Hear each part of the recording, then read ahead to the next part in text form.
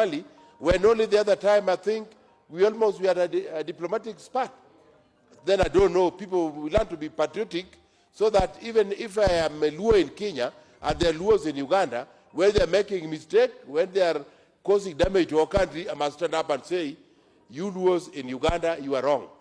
So otherwise, I want to support this report and to say that it is a good report and that the government idea of putting a buffer between our border and the Somalia is noble and is still noble and must continue, but the committee must now make arrangements to go back and make sure, do proper checks and balances, do a serious oversight, and come back with the report showing us what we need to do to curb the corruption aspect in this noble idea. I support this report, Mr. Speaker, and thank you for the consideration. Yes, shall we have Honorable Duale Dahiye, member for Dadaab?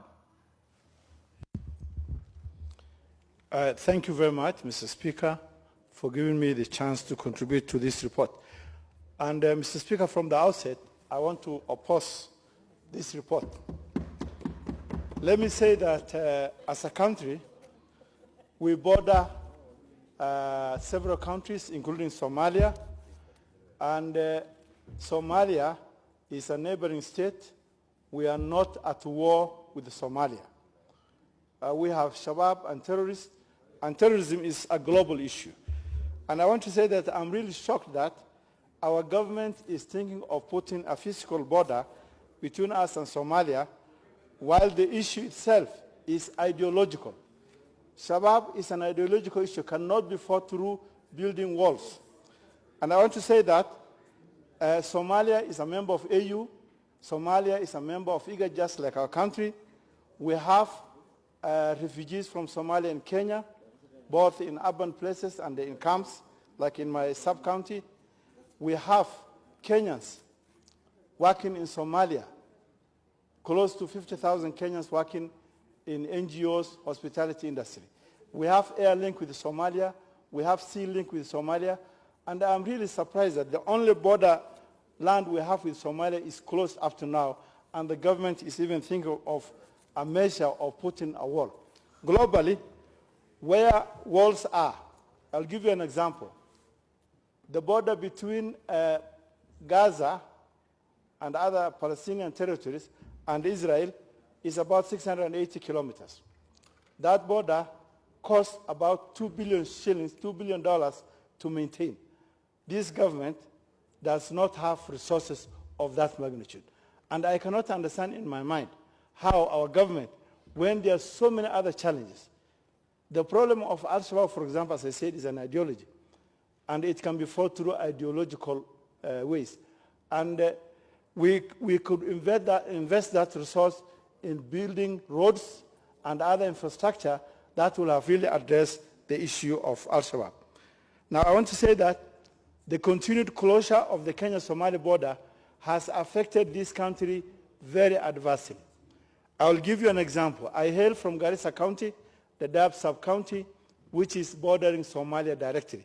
Just like my colleagues from Ijara and from Fafi, from Wajir South, and all the constituencies bordering Somalia along the 4 counties which border Somalia. That's Garissa, Wajir, Mandera, and Lamu.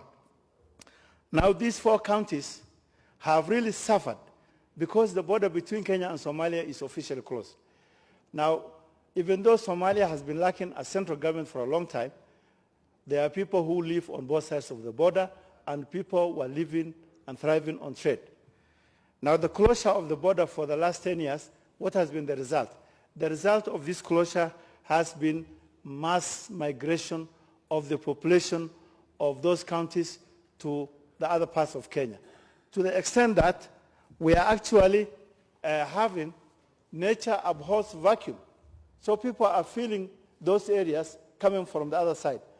And even many Kenyans sometimes have complained saying that the Somali community are taking over businesses in our place. I want to say this is a creation of the state. Basically, we have been put into walls like Gaza Strip, where we cannot, people have to look for a way out. The only difference is that we have somewhere to go in our country. And I want to say that the best solution for this issue is to open the border, allow trade, collect revenue, fight Al-Shabaab ideologically. It will not help to put a wall. And I want to say that also, if you put a wall, and I was hearing that so far a lot of billions have been spent, yet, in fact, the person who moved the motion, the report, was himself not very sure whether he agreed with the content of the report. And the same also with the seconder. And I want to say that because it is not very clear, really.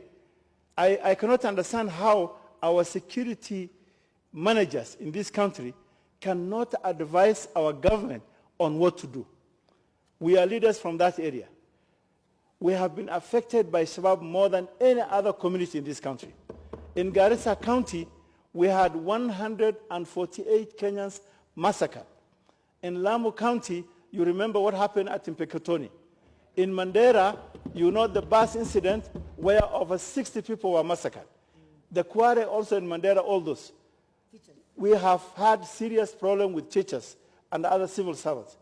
And our government has never called for the involvement of leaders from that area in terms of addressing the issue of Al-Shabaab. As I said, Shabaab is an ideology. And I'm sure many Kenyans know now that the Shabaab people have no tribe. Those people who attacked us at Dusit, they were Kenyans from many other places. And similarly, we know that everywhere in the world, whether America, whether Europe, wherever it is, Shabaab is basically an ideology. And I want to say that for us to fight Shabaab, what we need to do is to change our strategy, to fight them ideologically. It will not make any sense to do extrajudicial killings, like what has been happening in our areas, to do extrajudicial disappearances. Because what we always say is that illegality cannot be fought with illegality. You must use the laws of this country to fight those criminal elements. If you kidnap people, they disappear and they die, it will only create more militancy among the people. For me, what I believe is that Somalia should not be looked from a security lens. We should look Somalia as a neighboring African state because we have been gracious enough to host thousands of refugees for close to 30 years. We have invested in that country. We have more than 5,000 men in arms in Somalia. Why are they there? To help stabilize Somalia. The direction which we need to go is to help them get a stable central government in Somalia.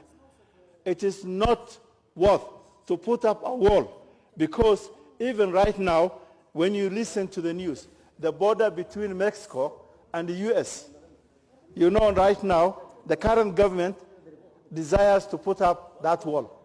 But you see, the position of that country is that many people are not for it. And I just see this is a replica. In Israel, they have a problem between them and Palestine. We have no such problem with Somalia. In India, there's a problem between India and Pakistan, and sometimes to the extent of going to war. We have no such problem. We are not at war with Somalia. We have many issues of commonality between the two states. And Mr. Speaker, what I feel is that Shabaab should be fought ideologically. Shabaab should be fought with the development of infrastructure in those areas. Because right now, in my constituency, for example, the road that leaves Dadaab to Liboy, in 2 years' time, more than 50 men in armed security officers were killed. Why? Because they placed IEDs on the rough road. If the road was tarmac, we will not have had any Shabaab putting up IEDs. I think our problem is to fight Shabaab ideologically. Our problem is to develop that area with the infrastructure to improve the quality of life, so that with those many remarks, I want to say I oppose this report.